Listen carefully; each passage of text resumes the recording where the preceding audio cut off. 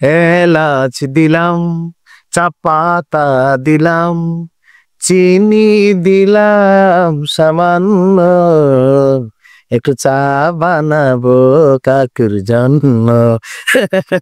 না, দেখেন, সিরিয়াস হওয়ার কিচ্ছু নাই। সিরিয়াস হয়ে কে কি করতে পারছে জীবনে? আসুন মজা করি, তবে এই মজা অনেক দূর যাবে। যুক্তরাজ্যে আওয়ামী লীগ সরকার পতনের আগে এবং পরে বা অতীতেও বাংলাদেশের সরকারগুলোতে যখনই ক্ষমতার পরিবর্তন ঘটেছে, আমরা দেখেছি বাংলাদেশ থেকে কিভাবে ক্ষমতায় থাকাকালীন টাকা পয়সা লুইটা পাইটা পৃথিবীর উন্নত রাষ্ট্রগুলোতে নিয়ে যায় এই দেশের কথিত মালিকরা। তো আপনারা জানেন যে আজকে আমাদের প্রধান উপদেষ্টা ডক্টর মোহাম্মদ ইউনূস তিনি যুক্তরাজ্য সফরে যাচ্ছেন। যাবার ঠিক আগ মুহূর্তেই বের হয়ে এসেছে চাঞ্চল্যকর কিছু তথ্য। অলরেডি টিউলিপ কিছুটা টেনশনে আছেন, ডক্টর ইউনূসকে চায়ের দাওয়াত দিয়েছেন যদি বিষয়টার একটা সমাধান করা যায়, কিন্তু বাকিদের কি ব্যবস্থা হবে? সাবেক ভূমিমন্ত্রী সাইফুজ্জামানের কি হবে বাকি আওয়ামী লীগের সেই সকল নেতা কর্মীদের যারা গেল 17 বছর অনেক টাকা লুটপাট করে অন্তত যুক্তরাজ্যে টাকা পয়সা জমাইছেন? আপনাদের জন্য দুর্দিন আসা শুরু হচ্ছে। পাচার হওয়া অর্থ বাংলাদেশে ফিরিয়ে আনতেই যুক্তরাজ্য এবং ইউরোপ সফরে যাচ্ছেন আমাদের প্রধান উপদেষ্টা। দর্শক, আমাদের অন্তর্বর্তী সরকারের প্রধান উপদেষ্টা আজকে যখন ঢাকা ত্যাগ করবেন, তো মূল এজেন্ডাটা কি এই সফরের? আমরা দেখলাম যে এই সফরের মূল এজেন্ডা হিসাবে থাকছে যুক্তরাজ্যে পাচার হয়ে যাওয়া বাংলাদেশের যে টাকা পয়সা সেগুলোকে ফিরিয়ে আনা। বিষয়টি সর্বোচ্চ গুরুত্ব পাচ্ছে বলে আমাদের নিশ্চিত করেছে পররাষ্ট্র মন্ত্রণালয়। আর কেউ কেউ বলছেন যে একটি নির্বাচিত সরকার গঠনের আগে এমন কূটনৈতিক সফরের কার্যকারিতা সীমিত হতে পারে। এখানে আমাদের সরকারের পক্ষ থেকে বলা হয়েছে যে যেহেতু দায়িত্ব গ্রহণের পর এটা এই প্রথম তার ইউরোপ সফর, এই সফরে যুক্তরাজ্যের প্রধানমন্ত্রী রাজা চার্লস সহ অন্যান্য গুরুত্বপূর্ণ বিভিন্ন প্রতিষ্ঠান এবং ব্যক্তিদের সাথে বৈঠকে মিলিত হবেন ডক্টর মোহাম্মদ ইউনূস। আর সেই বৈঠকগুলোর মধ্যে অগ্রাধিকার ভিত্তিক আলোচনা হচ্ছে যে টাকা পয়সা বাংলাদেশ থেকে বের হয়ে গেছে সেগুলোকে ফিরিয়ে আনা। তবে কেউ কেউ বলছেন যে একটা অনির্বাচিত সরকার কতটুকু এই ক্ষেত্রে আবার সফল হবে।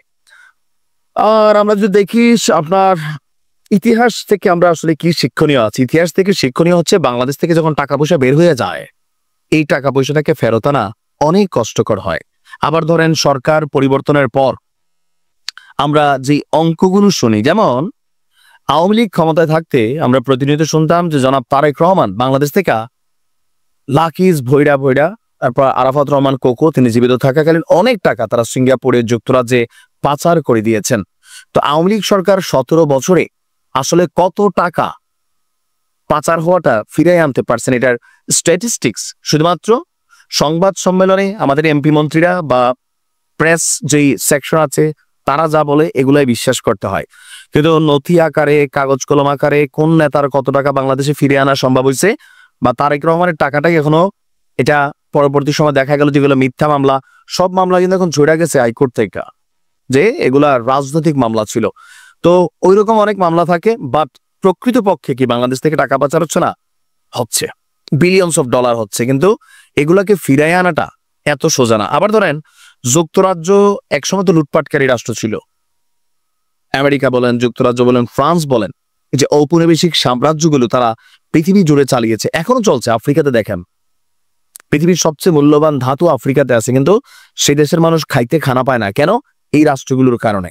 তো এই রাষ্ট্রগুলোতে নিয়ে যারা টাকা পয়সা লগ্নে ইনভেস্ট করছে, যারা বিলিয়ন ডলার না মিলিয়ন ডলার ইনভেস্ট করলে সিটিজেন দিয়ে দেয়, সেই দেশগুলো আবার এত সহজেই এই টাকাগুলো বাংলাদেশে ফেরত দিবে এইটা আবার আমার মনে হয় না। তবে কিছু কিছু টার্গেটেড ব্যক্তিবর্গ যারা আছে তাদের কিছু টাকা হলেও ফেরত আসবে বলে দাবি করা হচ্ছে সরকারের পক্ষ থেকে।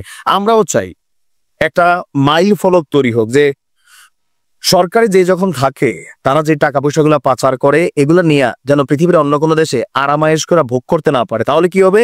পরবর্তী সরকারদের জন্য একটা মাইল ফলক তৈরি হবে যে ইয়েস, লুট করে নিতে পারো, সেই দেশ থেকে টাকাও আসবে, সাথে ফ্রিতে আসামি হিসেবে তোমাকে ব্যাক করতে হবে।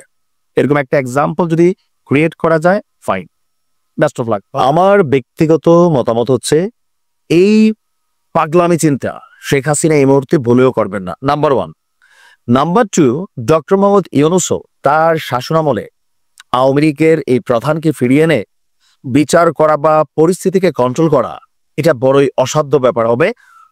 কোথাও না কোথাও হয়তোবা অন্তরে থাকতে পারে যে না, আমার নির্বাচনের সময়সীমাটা পার হয়ে যাক, এটা রাজনৈতিক সরকারের হাতে দেশ তুলে দিই, তারপর বিচারিক প্রক্রিয়ায় শেখ হাসিনাকে ভারত থেকে ফিরিয়ে আনা হবে, বিচার টিচার করা হবে। দর্শক, অনেকদিন পর আবারও আলোচনায় শেখ হাসিনা। কয়েকদিন আগে ভারতীয় গণমাধ্যম আনন্দবাজারে ফাটাকেষ্ট ওরফে আওয়ামী লীগকে শেষ করে দেওয়ার দাবি বিভিন্ন নেতারা করে থাকেন যে একটা চক্রের কাছে শেখ হাসিনা বন্দী ছিলেন, জিম্মি ছিলেন।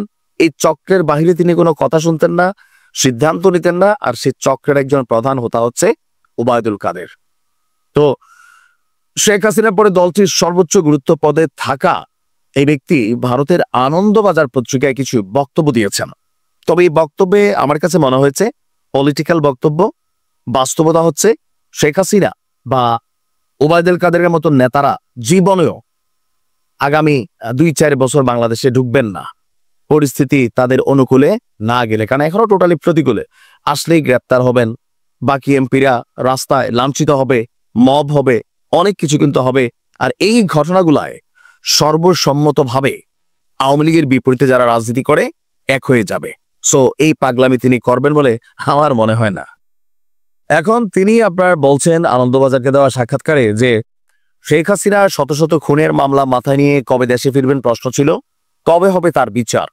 তো ওবায়দুল কাদেরের বক্তব্য, সবাইকে ধৈর্য ধরতে হবে। তিনি প্রতিদিন দেশের নেতাকর্মীদের সাথে যোগাযোগ রাখছেন, অনুপ্রেরণা দিচ্ছেন। এমনকি ঈদের দিন বিকেলে শেখ হাসিনার সাথে ওবায়দুল কাদেরের কথা হয়েছে, সুস্থ আছে। আর তিনি বলছেন যে তার বিরুদ্ধে মার্ডার কেস হয়েছে, ওয়ারেন্ট ইস্যু হয়েছে, তবে দেশ এবং দলের প্রতি তার আস্থা অনেকটা শক্ত। শেখ হাসিনার দেশে ফেরার বিষয়ে ওবায়দুল কাদেরের বক্তব্য, আগে তিনি বলেছেন যে দেশের জন্য তিনি ফিরবেন, যারা তার বিরুদ্ধে ষড়যন্ত্র করছে তাদের শাস্তি দিতে হবে। তবে কবে ফিরবেন এখন সেটা বলা যাচ্ছে না। সবকিছু নির্ভর করছে দেশের রাজনৈতিক পরিস্থিতি, জনগণের মনোভাব, আন্তর্জাতিক প্রেক্ষাপটের উপর। আর 2026 সালে যে নির্বাচন, সেই নির্বাচন নিয়েও সন্দেহ প্রকাশ করেছে ওবায়দুল কাদের। তো ওনার সন্দেহ প্রকাশে না প্রকাশে কিছু যায় আসে না।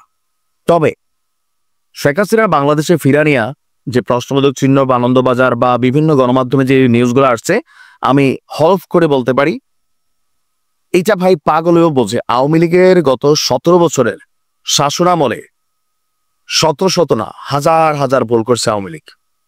এই ভুলগুলা ইভেন বিপরীত দলগুলোকে রাজনৈতিকভাবে এতটাই কোণঠাসা করছে, সারা বাংলাদেশের বিএনপি বা জামাতে যে সকল নেতাকর্মীরা জেল খাটছে, মিথ্যা মামলার আসামি হয়েছে, পরিবার থেকে বিচ্ছিন্ন হয়েছে, এরপরে ধরেন গুম হয়েছে, হয়রানি হয়েছে, সবাই উৎপাইতা বসে আছে। একটা সুযোগ পাইলেই অনেক কিছু ঘটে যাবে, যেটা সরকারও কন্ট্রোল করতে পারবে কিনা আমার সন্দেহ আছে। যদি খবর আসে যে শেখ হাসিনা দেশে ঢুকবেন, আপনি দেখবেন বিএনপি, জামাত ইসলাম, এনসিপি, ইসলামিক দলগুলা বা আরো যারা, তারা সবাই একত্রিত হয়ে 32 যেমন ভেঙে দিছিল, ঠিক ওই রকম আরো খারাপ পরিস্থিতি দেশে তৈরি হবে। আর বাকি রইল নির্বাচনে জয়ের বিষয়। হ্যাঁ, এখনো বাংলাদেশের কিছু কিছু জায়গায় আওয়ামী লীগ জয়লাভ করবে, 2-4-10টা সিট পাবে, এটা বাস্তব।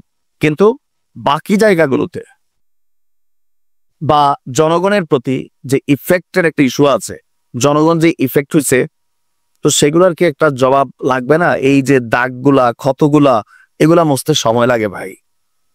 আগামী 7 বছর, নির্বাচন হইতে আরো 1 বছর পরে 5 বছরে 6 বছর বাংলাদেশ আওয়ামী লীগ কাকতালীয় কোনো ঘটনা না ঘটলে জনগণের কাছে যে ইমেজ, সেটা ফিরাইতে পারবে না, জীবনও পারবে না। অনুতপ্ত হইতে হবে, ভালো কাজ করতে হবে, ক্ষমা চাইতে হবে, ভুল স্বীকার করতে হবে। তারপরে যেই সরকার ক্ষমতায় থাকবে তারা যখন ভুল করবে, একের পর এক জিনিসগুলো নিয়ে ঘটনা ঘটবে, তখন হয়তো জনগণের কাছে একটা সময় ফিল হইতে পারে যে না, আবার আওয়ামী লীগরে আনো। তবে দল হিসাবে এই মুহূর্তে সাময়িকভাবে নিষিদ্ধ। তা আমার কাছে মনে হচ্ছে এগুলা পলিটিক্যালি আপনার নেতাকর্মীদের উজ্জীবিত করার বক্তব্য। কারণ খালেদা জিয়ারে তিনি জেল খাটাইছে, জামাতের সর্বোচ্চ নেতাদেরকে ফাঁসি দিয়েছেন। আর যেই পরিস্থিতি, ওনার জন্য এগুলা কড়াই গন্ডায় অপেক্ষা করছে। আপনি চান আর না চান এগুলা ফেস করতে হবে।